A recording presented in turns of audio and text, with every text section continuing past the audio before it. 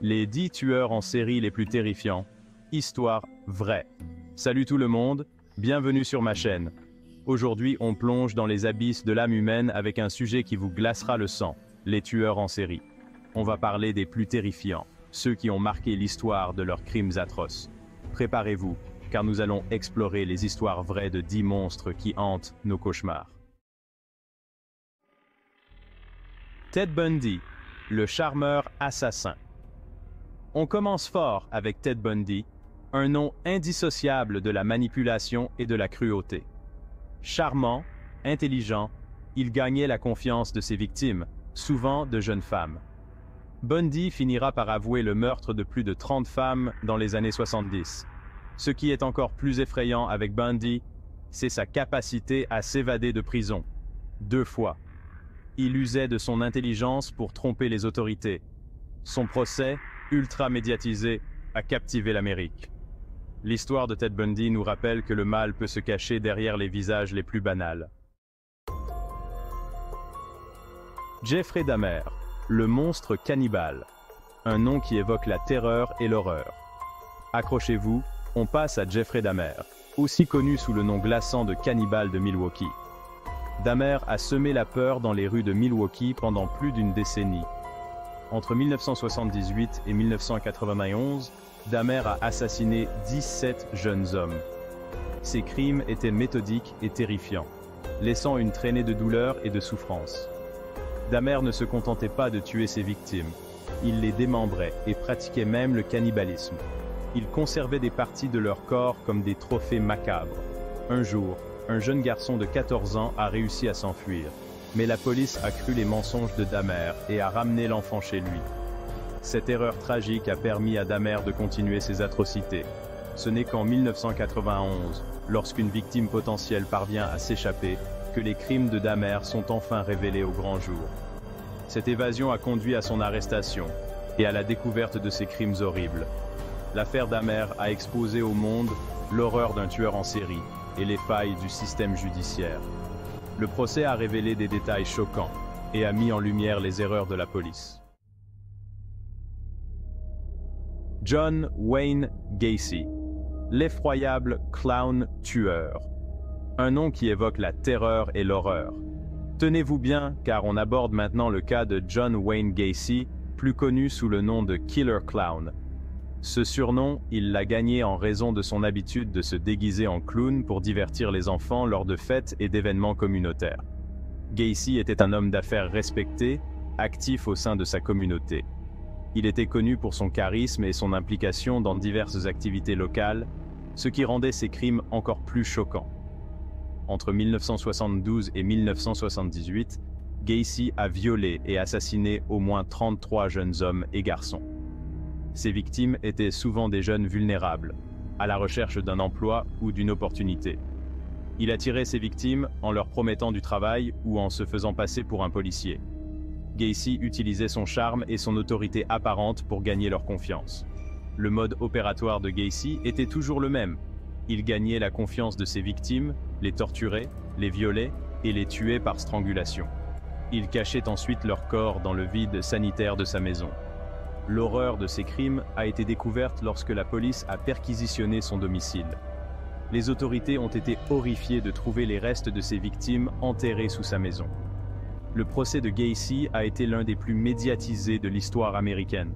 Les détails macabres de ces crimes ont captivé et horrifié le public. L'affaire Gacy a profondément marqué les esprits, ternissant à jamais l'image du clown. Ce qui était autrefois un symbole d'innocence et de joie est devenu un rappel sinistre des horreurs cachées derrière un masque souriant. Jack l'Éventreur, le mystère non résolu. On voyage maintenant dans le temps, direction Londres en 1888, pour parler de Jack l'Éventreur. L'identité de Jack l'Éventreur reste un mystère à ce jour. Les victimes de Jack l'Éventreur étaient des prostituées du quartier pauvre de Whitechapel. Leurs corps, retrouvés mutilés, témoignent de la violence des meurtres. Les meurtres de Jack l'Éventreur ont déclenché une véritable chasse à l'homme. Son histoire continue de fasciner, inspirant livres, films et documentaires. Aileen Wuornos, la prostituée vengeresse. Changement de décor, on part aux États-Unis, en Floride, pour rencontrer Aileen Wuornos. Wuornos a eu une enfance chaotique, marquée par les abus et la négligence. Entre 1989 et 1990, Wuornos tue 7 hommes le long des autoroutes de Floride. Elle prétendait avoir agi en état de légitime défense. Le procès de Wuornos a été très médiatisé, soulevant des questions sur la violence faite aux femmes. Elle a été reconnue coupable de 6 meurtres et condamnée à mort. Richard Ramirez, le Night Stalker. Préparez-vous à frissonner, car on parle maintenant de Richard Ramirez. Ramirez était un sataniste qui choisissait ses victimes au hasard. Il n'avait pas de profil de victime précis, s'attaquant à des hommes, des femmes, des enfants. Son mode opératoire, s'introduire la nuit chez les gens, a créé une véritable psychose à Los Angeles. Après une chasse à l'homme intense, Ramirez a finalement été capturé. Il a été reconnu coupable de 13 meurtres et condamné à mort. Ed Gein, le boucher dérangeant. Un nom qui évoque des frissons et des cauchemars. Accrochez-vous bien, on entre maintenant en terrain vraiment malsain avec Ed Gein. Cet homme a marqué l'histoire criminelle par ses actes horribles. Gein n'est pas un tueur en série au sens strict du terme, car il n'a assassiné que 2 femmes. Cependant, ses actions vont bien au-delà de simples meurtres. Mais c'est la nature de ses crimes et ses motivations macabres qui font de lui un cas unique. Ses actes ont révélé une obsession morbide pour les cadavres et la mort. Gein vivait reclus dans une ferme isolée du Wisconsin.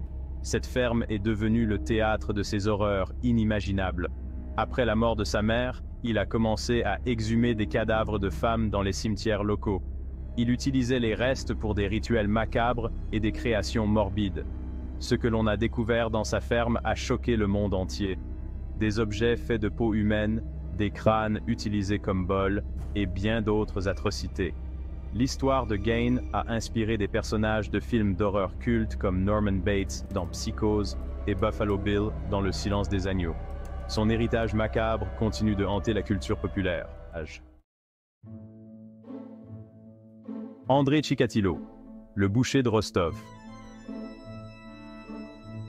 On traverse maintenant l'Atlantique pour se rendre en Union soviétique et parler d'Andrei Chikatilo. Chikatilo est l'un des tueurs en série les plus prolifiques de l'histoire, ayant avoué avoir tué plus de 50 femmes et enfants. Chikatilo opérait dans le sud de la Russie, attirant ses victimes dans des zones isolées avant de les torturer et de les assassiner. Ces crimes étaient d'une violence inqualifiable. Le procès de Chikatilo a révélé au grand jour les failles du système soviétique. Pedro Alonso López, le monstre des Andes. Notre voyage macabre nous emmène maintenant en Amérique du Sud, sur les traces de Pedro Alonso López. López est considéré comme l'un des tueurs en série les plus prolifiques de l'histoire, ayant avoué avoir tué plus de 300 jeunes filles. López s'attaquait à des jeunes filles issues de milieux défavorisés. Ce qui rend l'histoire de López encore plus glaçante, c'est qu'il a été remis en liberté en 1998 pour bonne conduite. Son sort reste aujourd'hui un mystère, et il est possible qu'il soit toujours en liberté. Voilà les amis, c'est la fin de notre exploration terrifiante dans l'univers des tueurs en série. J'espère que cette vidéo vous a plu, même si elle était un peu morbide. N'oubliez pas que ces histoires, aussi effrayantes soient-elles, ne représentent qu'une infime partie de la réalité. Le monde est rempli de gens bien, et il est important de ne pas se laisser abattre par la noirceur. Prenez soin de vous, protégez-vous, et n'hésitez pas à partager cette vidéo avec vos amis si vous pensez qu'elle pourrait les intéresser. Sur ce, je vous dis à très bientôt pour de nouvelles vidéos tout aussi passionnantes, mais peut-être un peu moins effrayantes.